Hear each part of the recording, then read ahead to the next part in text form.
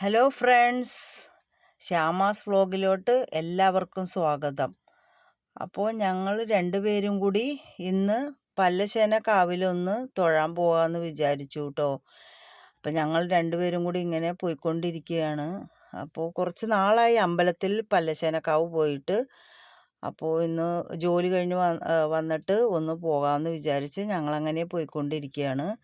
പോകുന്ന വഴിക്ക് ലുലു മാളൊക്കെ ഉണ്ട് കേട്ടോ. ലുലു മാളൊക്കെ കഴിഞ്ഞിട്ട് വേണം നമുക്ക് അങ്ങനെ പോകാൻ. കൊടുവായൂർ മാർക്കറ്റ് എല്ലാം നമ്മൾ പോകുന്ന വഴിക്കാണ്.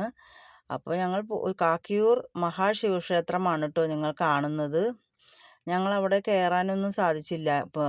പോകുമ്പോൾ തന്നെ സമയം വൈകിയത് കൊണ്ട് ഞങ്ങൾ നേരെ പല്ലശ്ശേനക്കാവ് തന്നെ പോകാമെന്ന് വിചാരിച്ച് അങ്ങനെ പോയിക്കൊണ്ടിരിക്കുകയാണ്. അമ്പലം എത്തി. വലിയ തിരക്കൊന്നും ഉണ്ടായിരുന്നില്ല. കുറച്ച് രാത്രി ആയതുകൊണ്ട് പിന്നെ വെളിച്ചക്കുറവുണ്ട് കേട്ടോ. ഇത് അമ്പലത്തിൻ്റെ മുമ്പിലുള്ള ഓരോ ഭാഗങ്ങളാണ്. മീൻകുളത്തി ഭഗവതി ക്ഷേത്രം എന്നാണ് മുമ്പൊക്കെ അറിയപ്പെടുന്നത്. അവിടെ വീഡിയോസ് ഒന്നും അലൗഡ് അല്ല. അതുകൊണ്ട് പിന്നെ ഞങ്ങളങ്ങനെ ഉള്ളിലത്തെ വീഡിയോ ഒന്നും എടുക്കാൻ പറ്റിയിട്ടില്ല. ഏട്ടനാണ് വീഡിയോ എടുക്കുന്നത്. അപ്പോൾ ഞങ്ങൾ തൊഴുത് ഇറങ്ങുകയാണ് കേട്ടോ. അപ്പോൾ വൈകുന്നേരം അങ്ങനെ അമ്പലത്തിൽ പോയി തൊഴുതപ്പോൾ ഒരു സമാധാനം. ഞങ്ങളവിടെ രണ്ടുപേരും കൂടി ഇരുന്ന് കുറച്ച് ഫോട്ടോസൊക്കെ എടുത്തു. പിന്നെ കുറേ ആളുകളൊക്കെ വന്ന് തൊഴുതിട്ടൊക്കെ പോകുന്നുണ്ട്. വലിയ തിരക്കൊന്നും ഉണ്ടായിരുന്നില്ല. എന്നാലും ഞങ്ങൾ കുറച്ച് ഫോട്ടോസൊക്കെ എടുത്തു. വീഡിയോസ് അവിടെ അലൗഡ് അല്ലെങ്കിലും പുറത്ത് നിന്നിട്ട് ഞങ്ങൾ വീഡിയോ ഒക്കെ എടുത്തു. മീൻകുളത്തി ഭഗവതി ക്ഷേത്രം എന്നാണ് നമ്മുടെ ഈ കാവിനെ അറിയപ്പെടുന്നത്. നല്ലൊരു വൈബായിരുന്നു കേട്ടോ. വൈകുന്നേരം ഞങ്ങൾ അമ്പലത്തിൽ പോയിരുന്നു. വെള്ളിയാഴ്ചയും കൂടിയാണ്. അപ്പോൾ സാധാരണ നല്ല തിരക്കുണ്ടാവും. തമിഴ്നാട്ടിൽ നിന്നും എല്ലാവരും വരും. പകൽ സമയമാണെങ്കിൽ നല്ല തിരക്കായിരിക്കും കേട്ടോ ഈ ക്ഷേത്രത്തിൽ. പിന്നെ ഞങ്ങൾ അങ്ങനെ തിരിച്ചു വന്നിട്ട് ചായ കുടിക്കാൻ കയറി. അതൊരു പതിവാണ്.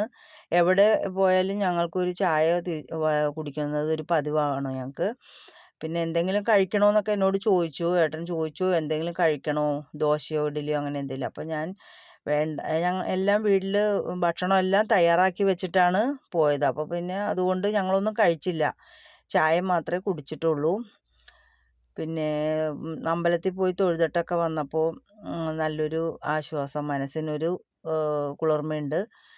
അങ്ങനെ ഞങ്ങൾ ചായ കുടിച്ചിട്ട് കുറച്ച് നേരം അവിടെ നിന്ന്. അപ്പോൾ ഒരു ഫോൺ കോളൊക്കെ വന്നിരുന്നു. അപ്പോൾ അതൊക്കെ അറ്റൻഡ് ചെയ്തിട്ട് ഞങ്ങൾ അവിടെ നിന്ന് ഇറങ്ങി കേട്ടോ. പിന്നെ ഞങ്ങൾ രണ്ടുപേരും മാത്രമേ പോയിരുന്നുള്ളൂ. മക്കൾ രണ്ടുപേരും വന്നില്ല.